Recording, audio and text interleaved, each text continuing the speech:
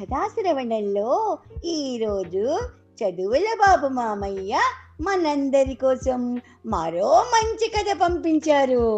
కథ పేరేమిటో తెలుసా బాలలు? గజ్జెల గుర్రం.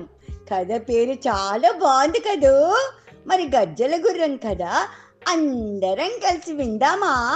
అల్లరి చేయకుండా శ్రద్ధగా వినండి. గజ్జెల గుర్రం. నందవరంలో ఉండే చంద్రయ్య వద్ద ఒక అందమైన గుర్రం ఉంది. ఆ గుర్రం కాళ్లకు గజ్జెలు కట్టి నాట్యం చేయటం నేర్పించాడనమాట. అది గజ్జెలతో గల్లు గల్లు అని శబ్దంతో నాట్యం చేస్తుంటే చూడముచ్చటగా ఉండేది. పెళ్ళిళ్ళల్లో, పెద్ద పెద్ద తిరునాళ్ళల్లో ఆ గజ్జెల గుర్రంతో నాట్యం చేయించటానికి చంద్రయ్యను అందరూ పిలిచేవాళ్ళనమాట. అంటే అంత బాగుండేదనమాట వాళ్ళకి ఆ గజ్జెల గుర్రము నాట్యం చేస్తుంటే. అందుకు గాను చంద్రయ్యకు డబ్బులు కూడా ఇస్తూ ఉండేవాళ్ళు అనమాట. అతనికి చందు అని ఒక కొడుకున్నాడు. అప్పుడప్పుడు సెలవు దినాల్లో చందుని వెంట తీసుకుని వెళ్తూ ఉండేవాడు చంద్రయ్య అనమాట. చందు పెళ్ళిళ్ళు, జాతరలలో చూడముచ్చటైన గజ్జెల గుర్రం నాట్యం చూసి చాలా సంతోషంగా ఆనందించేవాడనమాట. ఒకరోజు ఒక పెళ్ళికి వెళ్ళి ఇంటికి వచ్చే వేళకి ఓ పెళ్ళికి వెళ్ళారనమాట. వాళ్ళ ఇంటికి వచ్చేటప్పటికి సాయంత్రం అయిపోయిందనమాట. గుర్రాన్ని కట్టేసి తండ్రి కొడుకులు కూడా అలసట పడి పాప పెళ్ళికి వెళ్ళొచ్చారు కదా, అలసట పడ్డారనమాట. అలసటతో మంచం పైన వాలిపోయారు. వెంటనే నిద్రపోయారనమాట. కొద్దిసేపు అయిన తర్వాత ఇంటి బయట నుంచి ఎవరో గట్టిగా పిలుస్తున్నారనమాట. ఎవరా అని చెప్పేసి లేచి బయటికి వచ్చారు. ఇంటి ముందు బారుడు గడ్డం, మూరెడు మీసం ఉన్న ఒక పొట్టి మనిషి ఉన్నాడు. అతను చంద్రయ్యతో, అయ్యా, నా పేరు జడలయ్య. మా ఇంటిలో మా తాతల కాలం నాటి 4 గజ్జెలు ఒక రాగి చెంబులో ఉండేవి. ఏ ఉపయోగం లేని ఈ గజ్జెలను తరతరాలుగా ఇంట్లో ఉంచుకోవటం ఎందుకు? అమ్మేద్దాము అని అనుకుంటున్నాను. ఈ గజ్జెలను మీ గుర్రం కోసం మీరు కొంటారేమో అని అడగటానికని వచ్చాను అని చెప్పి గజ్జెలను తీసి చేతికిచ్చాడు. చంద్రయ్య వాటిని అలా ఇలా అటు ఇటు కదిలించాడు. అవి శ్రావ్యంగా ఎంతో మధురమైన శబ్దంతో గలగలా గలగలా మ్రోగాయన్నమాట. వినసొంపైన ఆ శబ్దం ఎంతో ఆహ్లాదకరంగా చాలా బాగా అనిపించింది చంద్రయ్యకు. వాటిని కొని గుర్రం కాళ్ళకు కట్టేశాడు. చల్ చల్ గుర్రం, గజ్జెల గుర్రం, నాట్యం చెయ్యి అన్నాడు. లయబద్ధంగా గుర్రం కదలసాగింది. నాన్న, నన్ను కొత్త గజ్జెల గుర్రం పైన ఎక్కించవా అన్నాడు చందు. అంటే ఆ చంద్రయ్య కొడుకు అనమాట. వాడు అలా అడగటం, అప్పుడప్పుడు గుర్రంపై ఎక్కించి కళ్ళెం గట్టిగా పట్టుకో అని చెప్పటం, అటు ఇటు తిప్పి కొద్దిసేపు తర్వాత కిందకి దింపటం మామూలుగా ఎప్పుడు ఇది జరుగుతూనే ఉంటుందన్నమాట. చందు ఎప్పుడు గుర్రం మీద ఎక్కాలని కోరికొస్తే తండ్రి ఎక్కించి సరదాగా కాసేపు తిప్పి దింపుతూ ఉంటాడనమాట. చందుకి గుర్రం మీద కూర్చుని ఆకాశంలో విహరించాలని కోరిక. అమ్మో, ఎంత పెద్ద కోరిక కదా!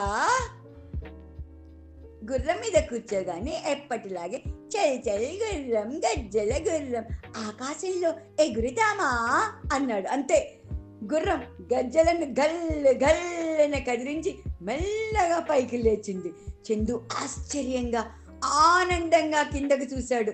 ఇల్లు, పచ్చని చెట్లు చిన్నగా కనిపించసాగాయి. మనుషులంతా మరుగుజ్జుల్లా కనిపిస్తున్నారు. అంటే చిన్ని చిన్నగా పొట్టి పొట్టిగా కనిపిస్తున్నారన్నమాట.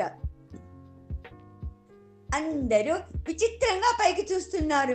ఇదేంటా ఇలా పైకి వెళ్ళిపోతున్నాడు గుర్రం మీద అని చెప్పి. గుర్రం ఊరిని దాటేసింది, పచ్చని పొలాలన్నీ దాటేసింది. ఆ పచ్చని పొలాలు ఎలా ఉన్నాయంటే పచ్చగా రంగు చల్లినట్లుగా ఉన్నాయన్నమాట. చల్లని గాలి ఆహ్లాదకరంగా చందుని తాకుతోంది. ఆహా అనుకున్నాడు. ఆ చల్లని గాలికి ఓ పావురం వచ్చి చందు భుజంపై వాలి పలకరించిపోయింది. ఒక గద్ద చందు తల మీద ఎగురుతూ పలకరించి వెళ్ళింది. చందుకు కొద్ది దూరంలో అందమైన తెల్ల కొంగలు, బారులు బారులుగా ఎగురుతూ కనిపించాయన్నమాట. కింద కొండలు, కోనలు, లోయలు, పచ్చని చెట్లు, పారుతున్న నదులు, దుమికే జలపాతాలు ఎంత ఆహ్లాదకరంగా కనిపిస్తున్నాయో పైనుంచి చూడటానికన్నమాట. అంత అందంగా కనిపిస్తున్నాయిట మన భూమి మీద ఉన్న అన్నీ కూడా.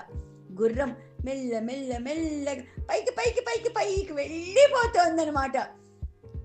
గుర్రం ఎగరటానికి మాయగజ్జలే కారణం అనుకుంటూ చందు ఏం చేశాడు, చల్ చల్ గుర్రం నా చలాకి గజ్జల గుర్రం అంటూ ఆనందంగా ఆకాశంలో మేఘాల మధ్య ప్రయాణిస్తున్నాడు. కొన్ని మేఘాలైతే చందుని చక్కగా అలా ముట్టుకుని ముద్దాడి వెళ్ళిపోతున్నాయి. చందు ఎంతో ఆనందంగా మేఘాల మధ్య ప్రయాణం చేస్తున్నాడు. మనసు, శరీరం ఒక అద్భుతమైన అనుభూతి.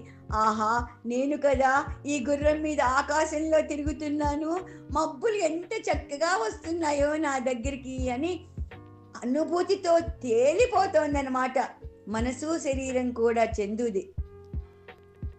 కొంతసేపటి తర్వాత గుర్రం మెల్ల మెల్ల మెల్లగా కిందకి దిగసాగింది. కిందకు దిగొద్దు, కిందకి దిగొద్దు, ఇంకా కొద్దిసేపు ఆకాశంలో తిరుగుదాం అంటూ చందు కేకలు వేశాడు. ఎందుకలా అరుస్తున్నావంటూ నాన్న చందుని తట్టి లేపాడు. కళ్ళు తెరిచి చూశాడు. నాన్న పక్కన పడుకుని ఉన్నాడు. ఓహో, ఇదంతా కళ, అంతా కళే అని చెప్పి అర్థం చేసుకున్నాడు.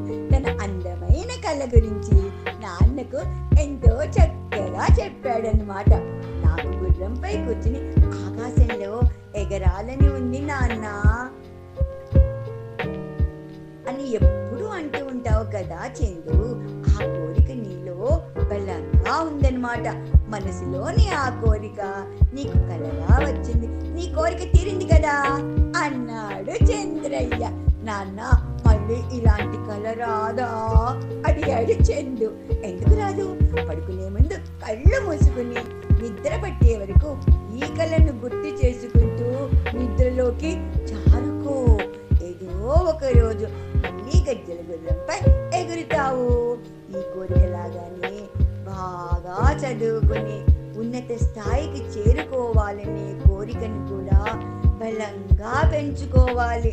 అలా బలంగా పెంచుకొని కష్టపడి చదివితే చదువు అనే గజ్జల గుర్రంపై ఆకాశమంత ఉన్నత స్థాయిలో ప్రయాణిస్తావు అని చెప్పాడు తండ్రి చంద్రయ్య తన కొడుకు చందుకి. బాలలు, ఏమర్థమైంది మీకు కథ సారాంశం అంటే?